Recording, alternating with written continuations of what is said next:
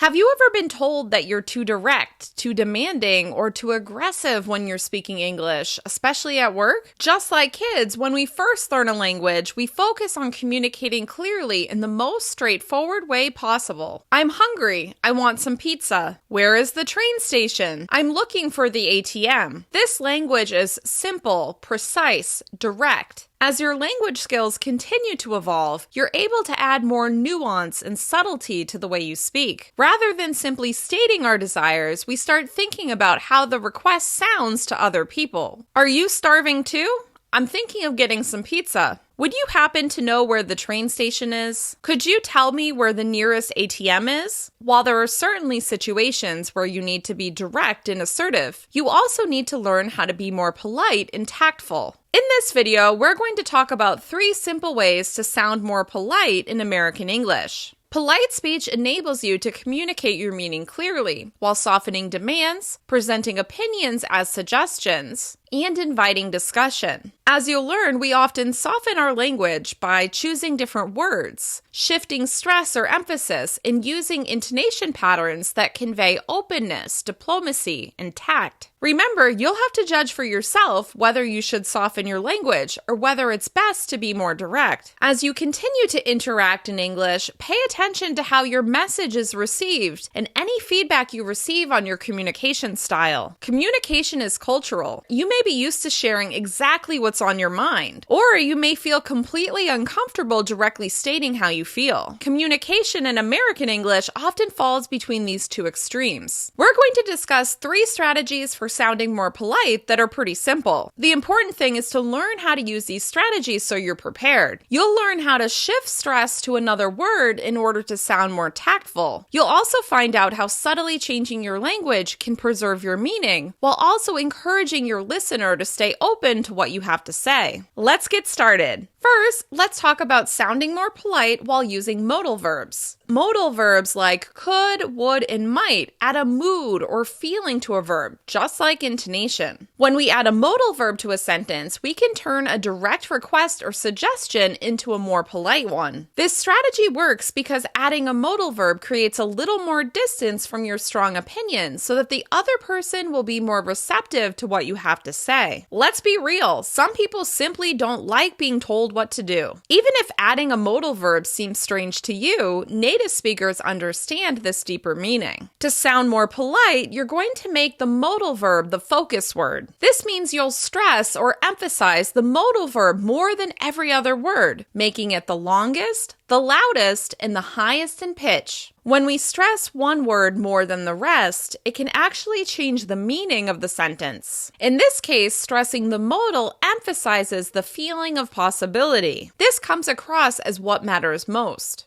Let's practice. First, let's look at a more direct statement. They must practice more often. Using the word must makes this sound more like a command than a suggestion. Let's turn it into a more polite statement. They could practice more often. By stressing could, it feels more like an option than a requirement. You're offering a useful suggestion to help solve a problem. If they want to get better, practice is a great option. Let's try it a few times. They could practice more often. They could practice more often. They could practice more often. Here's another example. This is more direct. I don't agree with that. Depending on the context, such a clearly stated opinion can feel a little harsh. Let's make it more polite by adding a modal. I wouldn't agree with that. By stressing wouldn't, which has a more conditional feeling, you suggest that there's still room to negotiate and discuss further. Let's try it. I wouldn't agree with that. I wouldn't agree with that. I wouldn't agree with that. Let's try another one. Again, let's look at the more direct version. We need more time to decide. This simply and plainly states your desire and can sound a little abrupt. As always, it depends on the situation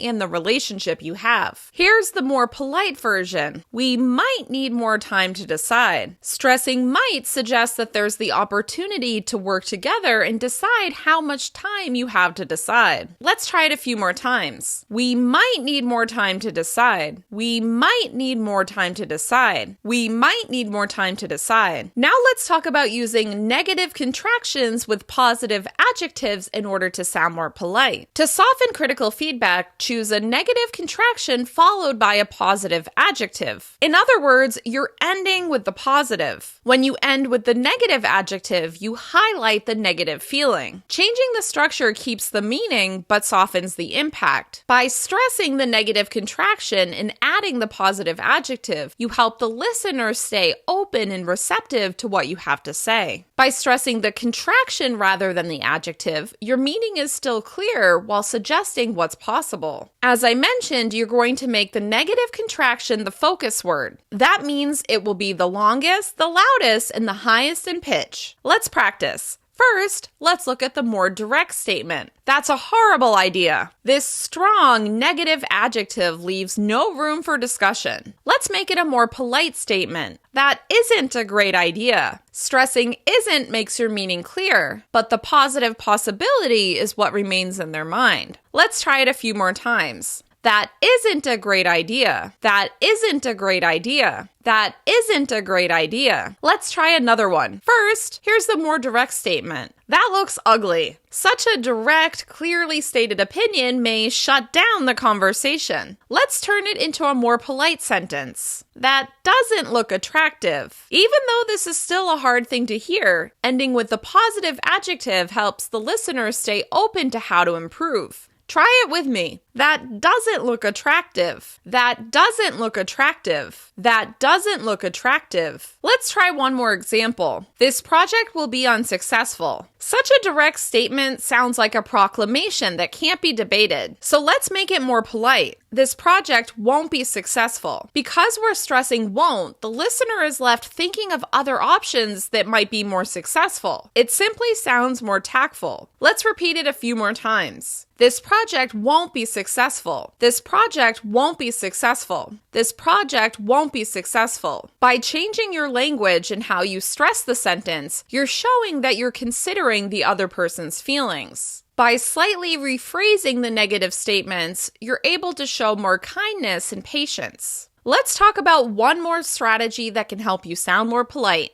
Let's look at using qualifiers. Qualifiers are words like a little, a few, and a bit that change a word by limiting or enhancing it. When you start with a qualifier, it can make the words that come next sound a little less negative. When you use qualifiers, the challenge or problem is still clear, but it sounds like the situation can be fixed without extreme effort. This helps the listener stay open and receptive to what you have to say because the problem can be solved. Please note, if you do have a serious problem, it's best to be honest and direct about it rather than softening it with a qualifier. If you minimize a problem that needs to be taken care of, other people may feel misled or they may not take necessary action. Once again, you're going to stress the qualifier. The qualifier will be the focus word, and the stress syllable will be the longest, the loudest, and the highest in pitch. Let's practice. First, let's look at a more direct sentence. That looks way too tight on you. Even if this is how you feel, such strong feedback can be hard to hear. Let's turn it into a more polite statement. That looks a bit too tight on you. Stressing bit makes the other person feel like they can take action to find a simple solution, such as choosing another size. Let's try it. That looks a bit too tight on you. That looks a bit too tight on you. That looks a bit too tight on you. Let's try another one. Again, let's look at the more direct statement first. There's going to be a delay. Even if this is a fact, most people won't react positively.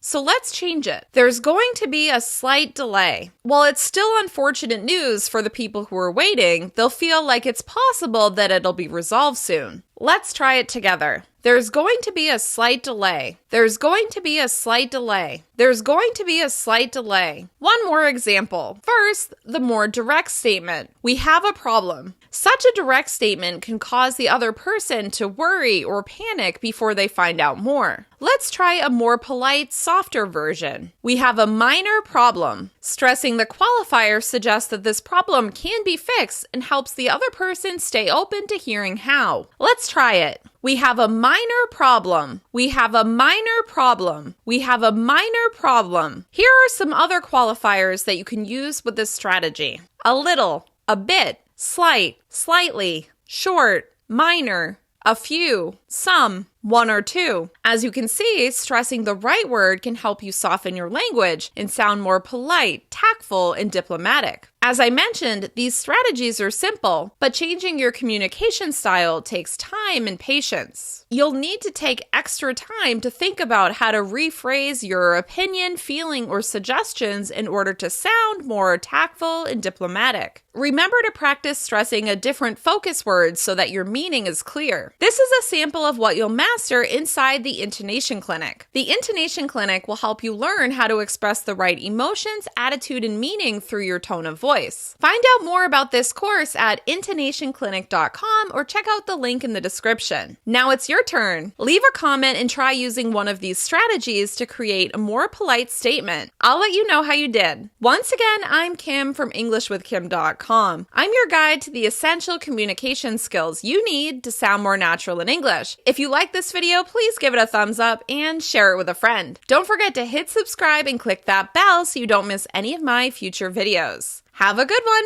Goodbye.